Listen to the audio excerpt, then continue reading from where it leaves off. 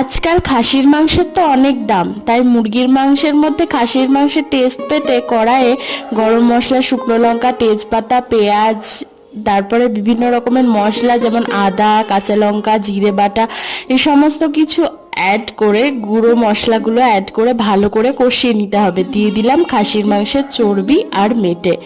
1 KG চিকেনে 100-150 গ্রাম হলে কিন্তু যথেষ্ট। ভালো করে কষিয়ে নেওয়ার পর দিয়ে দেবো টক দই। টক দই দিয়ে ভালো করে কষিয়ে নিয়েছি। দেখো তেল ছেড়ে আসে। এদিকে মাংসগুলো হালকা ভেজে আমি কিন্তু অ্যাড করে দিচ্ছি। দেখো একেবারেই হালকা ভাজছি, সামান্য লবণ আর হলুদ দিয়ে ভালো করে কষে নিয়েছি। কষে নেওয়ার পর অ্যাড করে দিলাম ভেজে রাখা আলুগুলো দিয়ে কিন্তু একটুখানি কষিয়ে নিয়ে অ্যাড করে দেবো কাঁচা লঙ্কা চেরা।